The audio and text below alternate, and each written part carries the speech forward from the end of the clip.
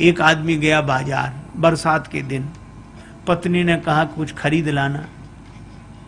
पति ने सोचा क्या खरीदें, कहा छाता ले आएंगे। पत्नी बोली बाजार में बहुत ठग लोग बैठे, ठग मत जाना।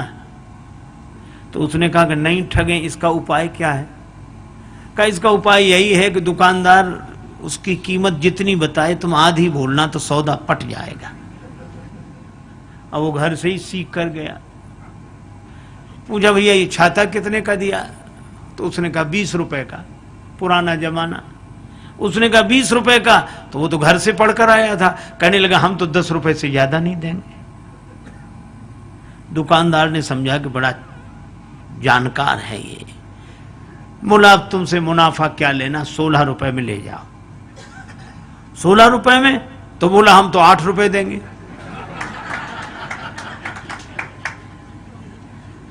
अरे अब कौन तुमसे, 12 रुपए दो, 12 रुपए में ले जाओ। बोला हम 6 रुपए से ज्यादा नहीं दे सकते। अब वो जितना बताए उसके आधा कर दे।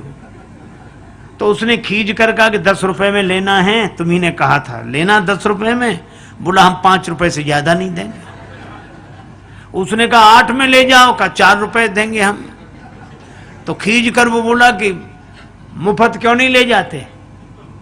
सो बोला तब 2 ले जाऊंगा। अब आप ये देखो किसी एक भाव में टिकता ही नहीं था। तो किसी एक भाव में टिके उसे छाते की छाया नहीं मिल सकी। किसी एक भाव में बिना टिके उसे छाते की छाया नहीं मिल सकी। इसी तरह बिना भाव में टिके भगवान की कृपा की छत्र छाया कैसे मिल जाएगी? इसलिए भाव में टिके। भाव बिना बाजार में वस्तु मिले नहीं मोल, तो भाव बिना हरि क्यों मिले? इसलिए भाव सहित हरि बोल। द्रौपदी जी की भगवान श्री कृष्ण ने रक्षा की। बाद में द्रौपदी जी ने कहा कि कन्हैया आने में बड़ी देर कर दी। भगवान ने कहा कि मेरे द्वारा थोड़ा ही हुआ, तुम्हारे ही द्वारा हुआ।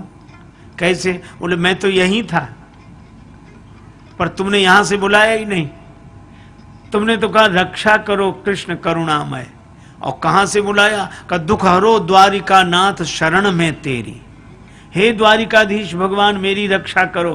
तो भगवान बोले मुझे यहां से द्वारिका जाना पड़ा और द्वारिका से आना पड़ा, इसलिए देर लगी, मैं तो यहीं था।